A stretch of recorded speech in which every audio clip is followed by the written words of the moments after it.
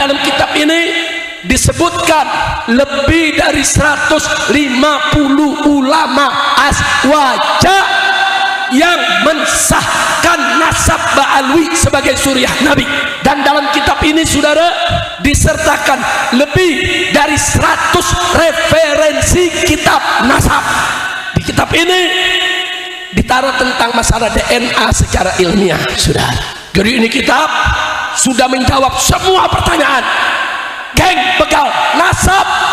Ada yang bilang tes DNA nggak bisa jadi bukti syar'i untuk mengisbat nasab. Saya jawab, kalau ada bukti tes DNA saja you tetap nggak percaya, apalagi tanpa bukti. Logikanya kok aneh-aneh. Basul Masail NU di Solo memutuskan hasil tes DNA memang tidak bisa untuk membuktikan, mengisbatkan nasab seseorang, tapi bisa untuk membatalkan nasab. Di kopi sama Imad dimasukkan dalam catatan yang disebut tesis tadi saudara. Kita sudah buktikan, kita bongkar semua saudara, semua serangan Wahabi ke habaib itu yang dijadikan dasar oleh Imad untuk menyerang habaib. Ini namanya bukan tesis, ini sampah. Nabi alim pinter, dia logikanya konyol. Nabi sabar jembar dodone, dek ngamuan takbir prak, terus ngaku keturunan Nabi. Dites tak boron, dilacak nasabnya urut satu persatu per generasi tak boru.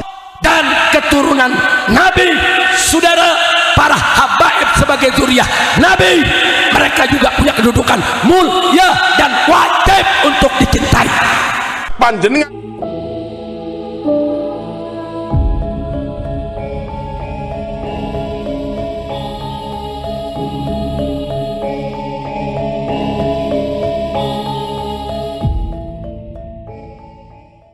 Ikrimah itu anak dari Abu Jahal, itu loh jadi mufassirut tabi'in, tokoh ahli tafsir, ahli Quran zaman tabi'in, dan diterima.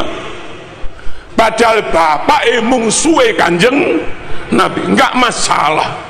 Andai ada 65 orang itu jadi gembong PKI, lalu anaknya mondok di Plosolir Boyosarang, hafid Quran, apal alfiyah, maknun dan segala macamnya, nguasai Bukhari Muslim, ihya, ya diangkat jadi kiai mas, meskipun bapaknya gembong PKI. Itulah Islam.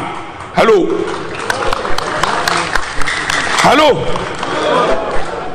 Serahkan sesuatu hanya kepada ahlinya. Siapa ahli? Imani top, takwa Allah top, khosyatullah top, ilmune yo top, akhlake top, nyun sewu, kapasitasnya juga top. Itu namanya ahlinya, dan harus ahlu sunnah wal jamaah. Serahkan pada ahlinya. Madhab 4 Imam Syafi'i nasabe sopo tak oneng bro rawuh. Imam Hanafi nasabe sinten? Weh, nasabe sopo tak oneng. Imam Maliki tak oneng. Imam Hambali tak oneng. Imam Asy'ari tak oneng. Imam Maturidi tak oneng. Imam Bukhari Muslim tak oneng. Imam Junaid Al-Baghdadi tak oneng kabeh. Imam Ghazali. Kita kepada beliau-beliau belas nggak ngerti nasabnya. Woi, nggak ngerti nasabnya, dan nggak tahu juga sahkah Islam kita. Manut orang yang kita nggak tahu nasabnya itu loh, sah apa enggak?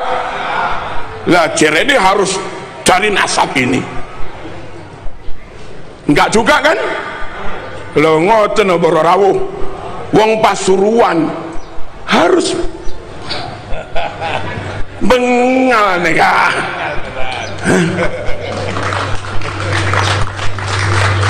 Allahumma shalli ala sayyidina Muhammad. Seporan aku le cangkolang ini. Tak pernah lagi. Sedikit lagi nggak apa-apa.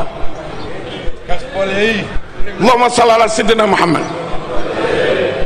Yang alumni sarang dapat ilmu sak pirang-pirang dari masyayikh sarang. Nasabnya siapa sarang? Tak oneng. Yang alumni Peloso dapat ilmu sak pirang-pirang dari Peloso. Sera nasabah. Tak oneng. Yang kita ya. Yang alumni Lirboyo sah apa enggak ilmunya? Sah apa enggak? Sah. Siapa nasabnya? Tak oneng. Lo kok sekarang ada kalau nggak ngakui nasab ini ilmu batal itu terus kayak apa?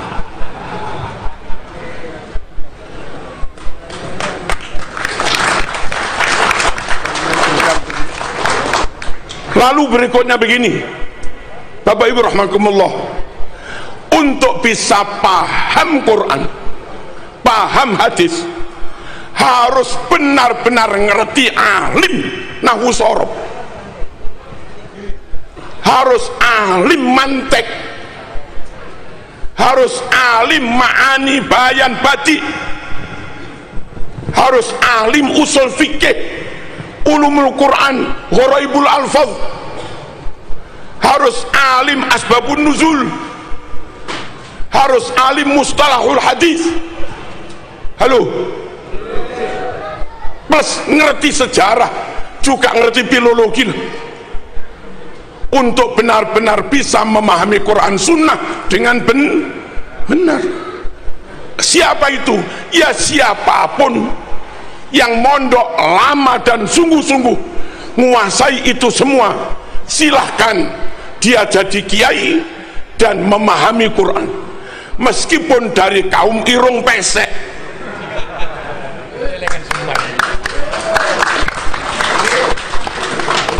Jangan paksakan orang yang nggak punya kemampuan kau percaya menafsiri Quran hanya karena bajunya. Jangan kau paksakan orang yang nggak punya kapasitas cukup ikut-ikut mengistimbat dari Quran hadis hanya karena kekayaan atau karena nasabnya. Ini nggak boleh dipegang, diurus kecuali oleh orang yang benar-benar punya keahlian. Ini urusan keahlian supaya menghasilkan ilmu yang benar gitu loh. Halo, kalau yang top itu orang Jawa, nah kita terima. Kalau yang top ring Madura, engki terima. Kalau yang top nguasa itu ring Cina, tak kenapa terima. Kalau yang top itu orang Islam Eropa, orang Islam Arab, Yaman, kita terima. Pokoknya karena benar-benar punya kapasitas, bukan karena etnis, bukan karena baju, bukan karena pangkat, bukan karena harta, bukan karena jabatan, bukan karena nasab. Ini urusan ilmu, butuh keahlian. Clear? Clear apa enggak?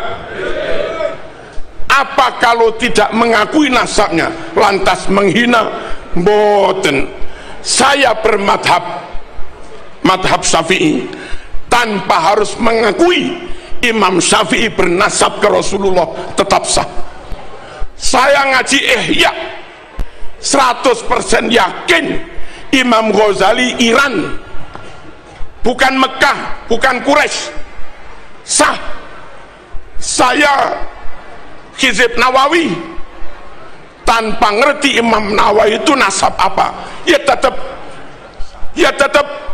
sah. Thariqah Syadiliyah tanpa tahu Abil Hasan Asyadili dzuriyah sopo, ya tetap sah. Andai dari kajian Kiai Iman lalu terbukti fulan yang selama ini kita yakini dzuriyah Rasul ternyata terbukti bukan, maka hukum kita ngaji kitab karangan dia seperti kita ngaji Fathul Qorib tanpa harus meyakini pengarang Fathul Qorib keturunannya Kanjeng Nabi gitu loh. Dong apa enggak ini? Lalu aneh kalau dikatakan kalau enggak ngakui sanad ilmumu putus. Di Pondok Lirboyo, Ploso, Sidogiri, di mana-mana, di perpus, kalau ada 1000 kitab yang dibaca, itu yang karangan orang Yaman, nggak ada 1%, mas.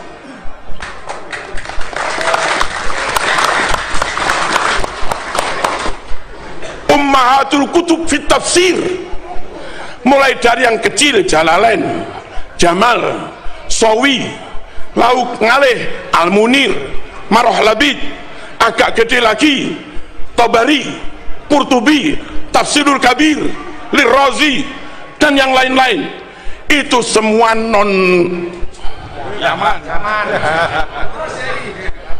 Non Yaman. Kutubul Hadis, Bukhari, Muslim, Imam Ahmad, Turmudi, Abu Dawud, Ibnu Majah, Hakim, Ibnu Hibban, Ibnu Majah, Ibnu Abi Dunya, Ad-Dailami. Itu orang mana itu? Bukan Yaman, non Yaman. Non Balali. Nahwu, Jurumiyah, Tuhfah, Imriti, Mutamimah, Kawakibuduriyah, Alfiyah, Ausatul Masalik, Mughni, terus apa lagi?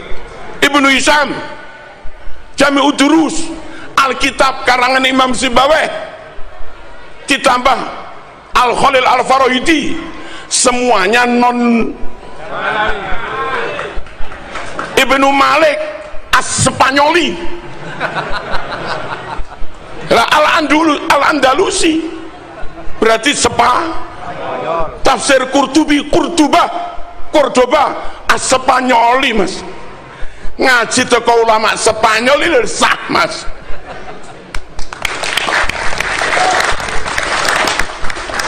Kok sempit amat mikir. Fikih, wadeh, apa lagi? Mabadik fikhiyah, takrib, safinah, sulam,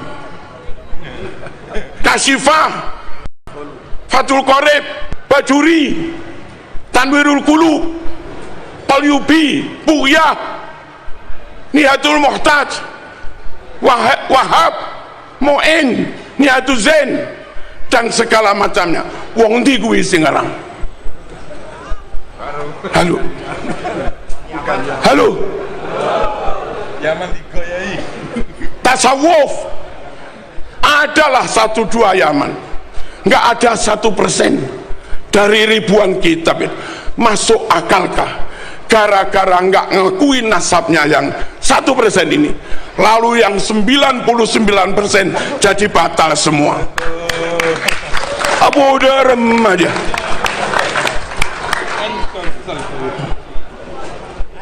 Paham nih? Bukan masalah rungkat, mas. Rungkat sendiri. Lalu tentang nasab orang Mojokerto itu sulit melacak apakah saya keturunan Hayam Wuruk, sulit. Padahal jeda waktunya masih ini 1446 tahun. Lalu begitu mudahnya aneh keturunan Rasulullah. Sing 700 tahunnya angel, mas. Apa mana sing 1400 tahun, kecuali mau dibuktikan. Itulah. Dibuktikan secara genetik, oke. Lalu ada kakak yang berbeda. Kakak terbit tahun 400 Hijriah. Halo, Ahmad bin Isa tercatat anaknya 3. Kakak terbit tahun 900, tercatat Ahmad bin Isa anaknya 4. Kalau ada dua kakak beda, kakak lawas dan kakak baru, yang asli yang mana? Yang lawas lah. Kok aneh sampai?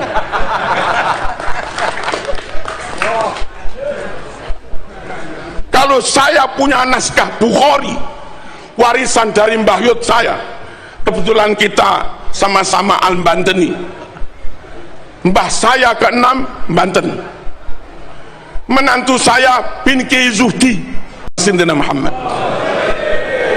Dua kakak beda, yang asli yang lawas, punya naskah Bukhari Muslim, naskah dari Mbah Yud saya, hadis itu nggak ada.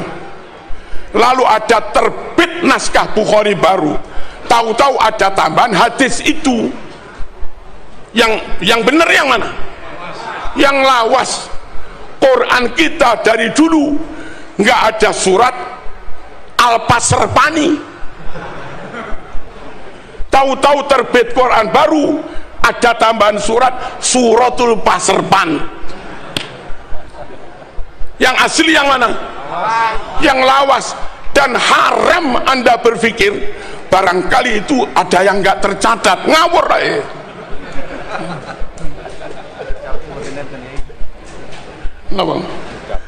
Sekarang itu mungkin nggak tercatat, ada kemungkinan tercatat, ada kemungkinan apa? Ada yang bilang tes DNA nggak bisa jadi bukti syar'i untuk mengisbat nasab. Saya jawab, kalau ada bukti tes DNA saja you tetap nggak percaya, apalagi tanpa bukti.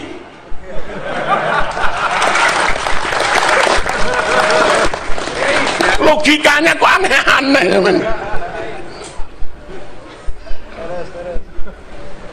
Basul Masail NU di Solo memutuskan hasil tes DNA memang tidak bisa untuk membuktikan, mengisbatkan nasab seseorang, tapi bisa untuk membatalkan nasab.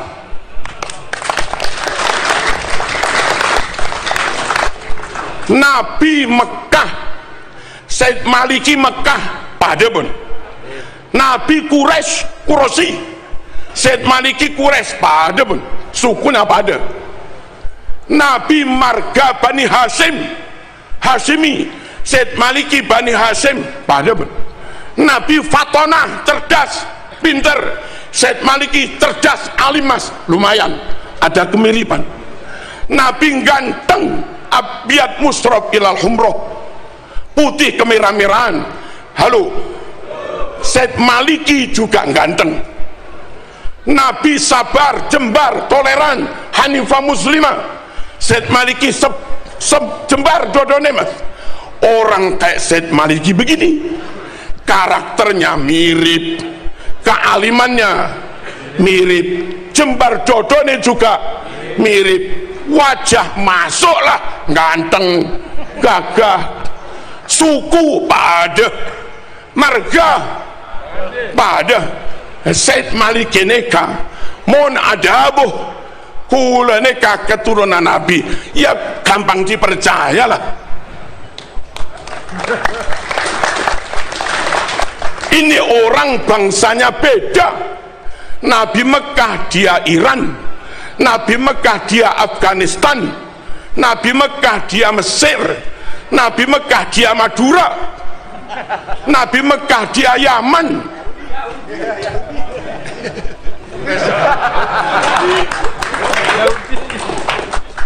Bangsanya beda, sukunya beda. Nabi Quraisy dia Jawa, Nabi Quraisy dia Banten, Nabi Quraisy dia Sunda. Halo, Nabi Quraisy dia Hadramaut, Nabi Quraisy dia Habasyah, Nabi Quraisy dia Qahtan, Nabi Quraisy dia Tamim. Nabi Quraisy dia Aden. Tak pada sukuna. Marganya Nabi Bani Hashim dia Al-Aidid, Al-Katiri, Al-Pasrpani, wajah nggak masuk. Nabi ganteng, Said Maliki ganteng, dia nggak ganteng blas. Nabi alim, pinter, dia logikanya konyol. Weh, Nabi sabar, jembar dodone, dek ngamuan, takbir prak, Salah takbir. terus ngaku keturunan Nabi, dites tak boron, dilacak nasabnya urut satu persatu per generasi tak boron. Buku yang katanya punya anak 4 dites pakai zat karbon untuk mengetahui nama keempat itu tintanya umurnya sama apa enggak, kertasnya lebih lawas yang itu apa lebih lawas yang anak 3, dites tak boron. Terus ngaku keturunan Nabi, udah rem aja oneng negara. Kita harus menjaga kemurnian nasab Rasulullah sallallahu alaihi wasallam supaya orang yang kita tabaruki pasti qot'i 100% keturunan Nabi. Harus dijaga kemurnian ini. Khawatir kalau nggak dijaga, sembarang orang gampang ngaku keturunan, kadung ditabaruki pol-polan, kadung Gus Adi paringi mobil ben barokah, lah tiba keturunannya semprol ya apa.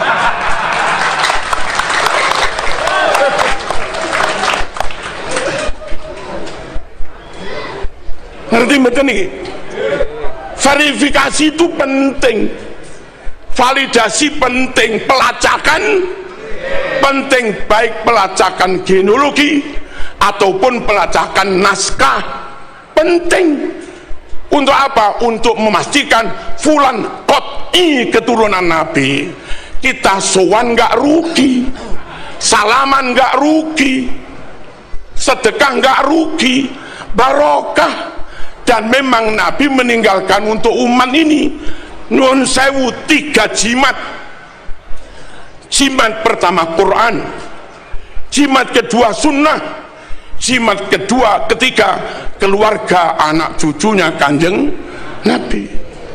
Supaya sunnah benar-benar sunnah, bukan maudhu, bukan palsu, maka ulama men-tracking hadis. Dan akhirnya karena hadis kena jarh wa ta'dil, ribuan hadis rungkat. Rungkat itu apa?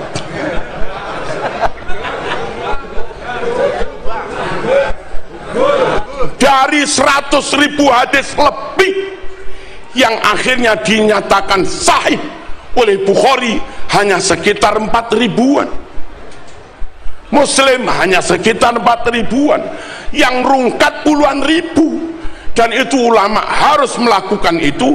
Jangan sampai kadung diyakini sunnah Rasul ternyata sabdanya Abu Jahal, mas. Weh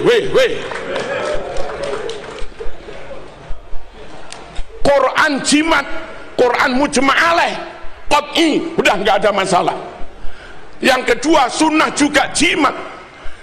Biar jimat ini benar-benar terjaga, maka ulama melakukan penelitian hadis. Lalu jimat ketiga, setelah berlangsung 1446 tahun, biar nggak mudah, nggak gampang orang ngaku keturunan Nabi ternyata keturunan semprul, ditabaruki tak mandi, mas. Nggak mandi itu apa? Tak mandi, ditawasuli tak mandi, wong keturunan semprul. Supaya umat tetap dapat barokah ketika sowan, ketika tabaruk, tawasul, qot'i keturunan Rasulullah, maka juga perlu di tracking. Lah itu tugasnya Kiai Imad gitu loh. Weh, mulia apa enggak ini? Mulia. Untuk memastikan keturunan ini murni, wa yutahhirakum tathira. Dia terus maaf, panjenengan yang selama ini nggak dianggap keturunan Nabi, tak usah khawatir Bon. Siapa tahu penelitian Kiai Imad dan kawan-kawan sampean terbukti keturunan Nabi, maka kami nggak ragu hormat neng sampean, nggak ragu mahabbah neng sampean. Ojo kesusu musuhi Kiai Imad. Penelitian ini untuk kamu juga gitu loh. Timbang diragukan terus, timbang maskok fih terus, timbang mukhtalaf fih terus, timbang iltibas terus, ndang dijelas nih Mas. Paham enggak?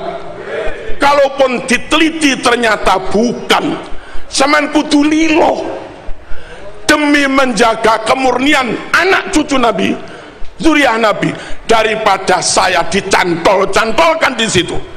Keturunan itu jadi enggak murni, mending saya dikeluarkan dari situ enggak apa-apa demi menjaga kemurnian keturunan Nabi, daripada saya nyantol di situ zuriyah jadi enggak murni, mending saya dikeluarkan tapi zuriyah menjadi murni. Nah, yang mau begini berarti ikhlas, kepingin wayutohirokum tathiro. Kalau begini nggak mau, berarti Anda hanya mikir kepentinganmu sendiri, biar tetap disuani umat, biar tetap dimahabbai umat, biar tetap disungkemi umat, biar tetap diparing-paringi umat. Berarti sama nggak mikir untuk kepentingan Islam, mikir kanggo awake dhewe. Yo ngaku oleh ngono Mas, bendang beres. Keliru apa enggak ini? Halo, kok sik durung trimo iki piye? Terus kula tambah malih sekedhik. Hari kayak begini masih ada yang ngaku keturunan ke-28. Terus ngitungnya bagaimana? Mbah Yud saya itu lahir 18 sekian, kami nggak tahu. Saya lahir 66. Ternyata lahirnya Mbah Yud dan lahirnya Pucu Buyut itu kisaran 100 tahunan. Sampai nikah umur 25. Halo, istrimu nikah umur 20, lalu punya anak pertama umur 26, 28, 30. Madep sini dulu. Anakmu, istrimu punya anak, dia umur selikur, rolikur. Jarak antara anak dengan orang tua itu kisaran 25 tahun, 26 tahun gitu loh. Halo, kalau 100 tahun nasab keempat. Isim paham apa enggak ini? Orang nikah itu umur 25 umumnya, umur 26, 27, 28 punya anak, istri punya anak umur 21, 22, 23, 24. Kalau di rata-rata pada angka 24, 25, 26. Jarak antara anak dengan orang tua, karena jaraknya sekitar 25 per nasab. Kalau 4 nasab berarti buyut 100 tahun. Kalau 1000 tahun nasab ke 40 Mas. Paham enggak ini? Sekarang 1400 tahun harusnya nasab 56. Wajar. 1446 harusnya nasab ke 58, wajar. Kalau ada orang aneh keturunan ke 58 lumayanlah masuk. Anak keturunan 57 lumayan masuk. Aneh keturunan 28. Kalau di rata-rata 1446 Hijriah dibagi 28, rata-rata 51 tahun lebih. Masuk akalkah ibumu melahirkan umur 51? Mbah putrimu melahirkan umur 51? Padahal Fatimah umur sebelum 20 sudah punya anak. Ini hitungan nasab yang dibuat-buat Mas, cek bercaja Mas. Belum lagi sekian makam dipalsu, klaim sejarah NU dipalsu. Woi, klaim pahlawan dipalsu, pemalsuan itu kadzib, bohong. Perawi hadis rungokno, perawi hadis ketahuan sekali bohong, hadisnya palsu. Kalau mereka bukan sekali bohong tapi berkali-kali bohong, maka dawuhnya